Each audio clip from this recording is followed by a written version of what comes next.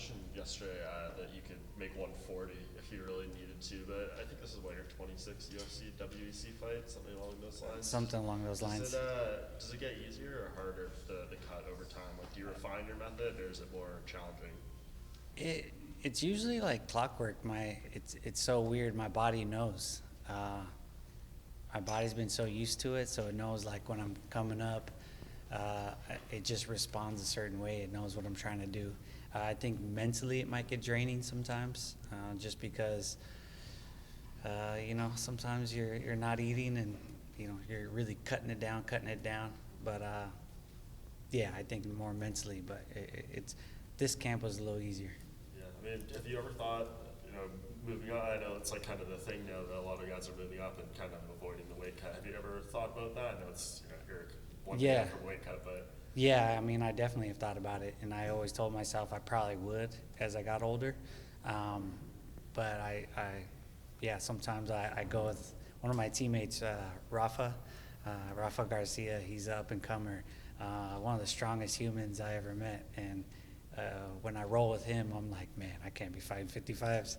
It just, I'd have to put on some size, but yeah, I could do it though. Yeah, I know you said yesterday too that you want to fight long enough that your kids can see you do it. I mean, how old are they going to be until like that? I think my cutoff might be 40. Okay. If it's my choice, and I want to make sure that I still feel good. That it starts to get. You start to feel things a little different. I recover a little longer now. I still feel, when I'm warmed up and going, I feel better than ever. But then when I'm cooled down and at home, I'm like, damn, all right, going to take a little bit more time to recover. So that's the only difference between, now and my 20s. But yeah, I don't want to push it so long that I regret it. What advice would you give your 20-year-old self or something back from like the WEC days, just in terms of training, weight cutting, just mental, physical knowledge, all those things?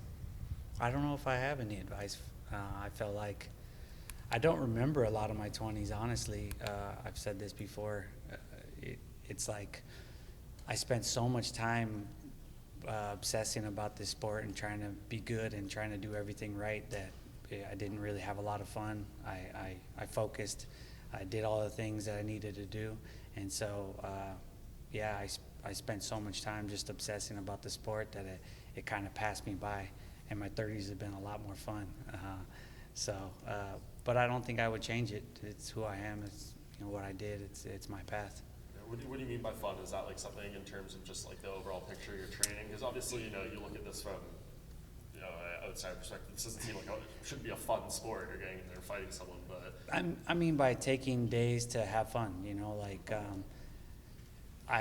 When I came from my past life of partying and things like that in my teens, to finding this sport, I completely changed my mental outlook and how I approach things.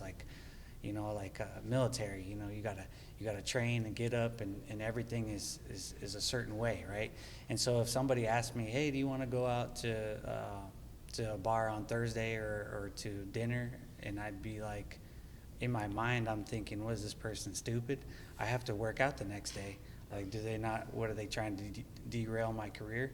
Like, I had like crazy thoughts like that. So having that, mindset for so long is probably not the best, but that's what pushed me to be at this level for since I was so young, and to keep me at this level for so long.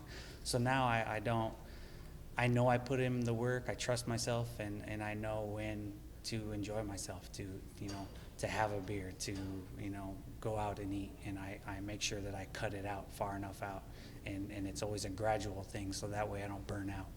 Is that a transition that happened naturally, or did something change, or did you have to make like a mental switch to sort of just enjoy your career a little more? It just occurred naturally over time.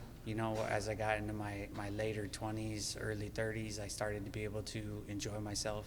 I mean, I didn't drink for like 5 or 6 years, and then that was a hard transition for me, just to quit cold turkey, and then to be able to just enjoy one drink, and then just to know, like, okay, that's enough. Don't go drinking 20 drinks and lose control, because that's like one of my biggest things. I don't want to lose control of myself. I don't want to be on TMZ Sports, you know. I don't want to be the headlines of being an idiot, because I know that a lot of people look up to me in my hometown, and I don't want to let them down. And you, in the past, you've talked about having interest in boxing. Is that still in your mind? Yeah, definitely, but it's becoming less likely now. But yeah, I would have loved to have done a boxing match, and still possible in my future. But I don't see it as big as it was. In fact,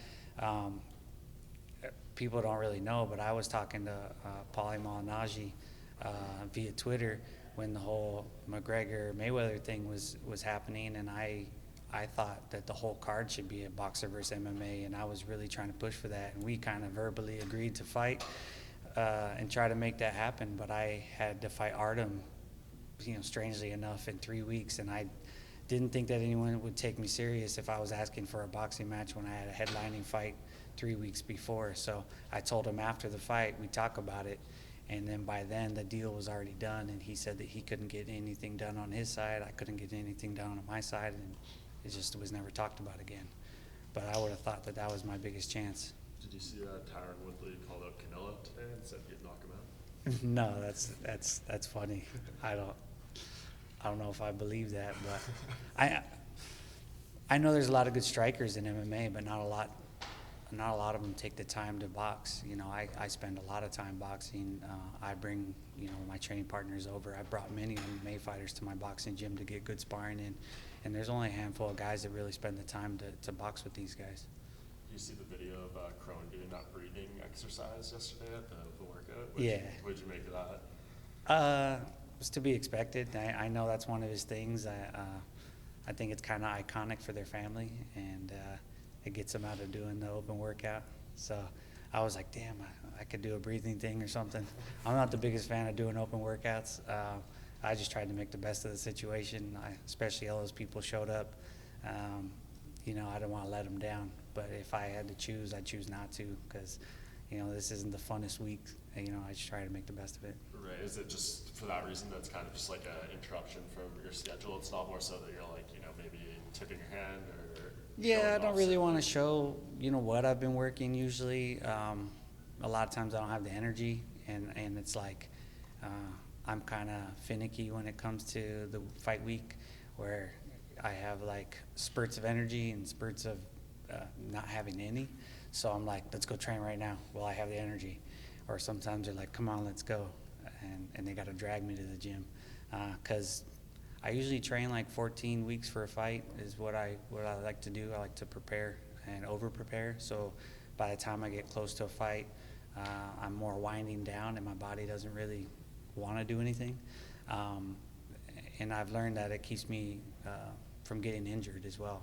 You know, a lot of guys, they wait the last 6 weeks and really try to push training camp, and if something hurts, they can't take a week off because they don't have a week to give.